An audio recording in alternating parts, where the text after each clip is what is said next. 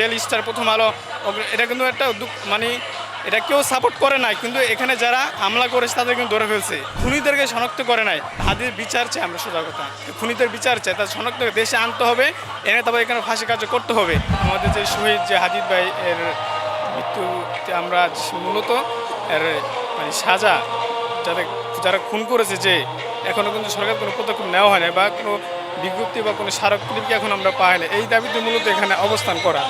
কিন্তু এটা কিন্তু এতদিন হয়ে গেল, এটা কিন্তু সরকারে আমাদের যে ইন্টারিম সরকার আছে এতে তার সম্পূর্ণ এড়ে নিতে হবে। ডক্টর ইউনূস কিন্তু মূলত এই সরকারে বসছে মূলত কিন্তু এই জুলাই যোদ্ধাদের অভ্যুত্থানের মাধ্যমে, কিন্তু সেই কিন্তু এটা কোনো গুরুত্ব দিতেছে না। আরেকটা বিষয় হলো, ডক্টর ইউনূস আগেই বলেছিলেন যে, এখানে আমরা আরেকটা কথা বলতে পারি, সেটা হচ্ছে গিয়ে সে প্রথমে বলেছিল যে মূলত সব ফাংশন মানে প্রশাসন সবগুলো ফাংশন করতেছে না। হয়তো ওর একটা কারণ হতে পারে যে এই কারণে মূলত এখন বিচার কার্যক্রম প্রশাসনিকভাবে এত অগ্রগতি পাচ্ছি না আমরা, বা মানে ডক্টর ইউনূস সাহেব সে নিজে হয়তোবা চাচ্ছে বা প্রশাসন চাচ্ছে না, এরকম কিছু হইতে পারে। কারণ তার ওই কথাটা আমার মনে আছে, আমরা নিউজ দেখছিলাম যে সবগুলো ফাংশন একত্রে মানে কাজ করতেছে না, হইতে পারে এইটা একটা কারণ।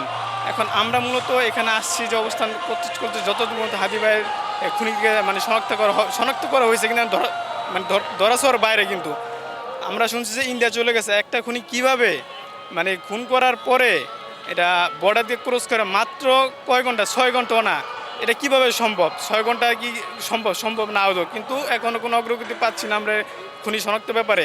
ব্যর্থতা অবশ্যই কারণ আছে, কারণ যদি না দেখেন এরপরে একটা ঘটনা ঘটেছে, কিন্তু দেখেন না ডেইলি স্টার, প্রথম আলো, এটা কিন্তু একটা মানে এটা কেউ সাপোর্ট করে নাই, কিন্তু এখানে যারা হামলা করেছে তাদের কিন্তু ধরে ফেলছে।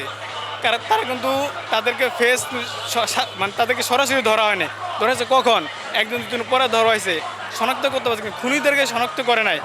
আর এই ব্যাপারে কিন্তু প্রশাসনে আরেকটা আমরা খবর শুনছিলাম, মানে অবসরপ্রাপ্ত কর্মকর্তা বলেছিলেন যে হাদির ব্যাপারে, কিন্তু তার কোনো পদক্ষেপ আমরা পাই নাই। এখন আপনি যে প্রশ্ন করেছেন যে মূল একটা কারণ কি, আমরা হাদির বিচার চাই আমরা, সোজা কথা, খুনিদের বিচার চাই, তার শনাক্ত দেশে আনতে হবে, এনে তারপর এখানে ফাঁসি কার্য করতে হবে। এসে কারা জড়িত, প্রশাসন ব্যর্থ, 100% ব্যর্থ না হলে এত দেরি হয় কীভাবে? সাধারণ খুনি, এটা কিন্তু কোনো এমপি, সাধারণ কোনো মন্ত্রী বা মিনিস্টার কাউকে খুন করে নাই, কিন্তু এমপি প্রার্থী ছিলেন, সে কোনো দল করে নাই, কিন্তু সে কীভাবে ভারতে বলতেছে ভারত চলে গেছে, কিভাবে চলে গেল, কীভাবে সেখানে তারা কি ওইখান থেকে আনা যায় না? শেষটা প্রশাসন করবে না করে তার প্রশাসন অবশ্যই ব্যর্থতা, বর্তমান সরকারের ব্যর্থতা। আমরা মূলত চাই যে খুনি দেশে আনা হোক এবং তার সুষ্ঠু বিচার হোক, এবং এতে কারা জড়িত সবাই খুঁজে বের করা হোক।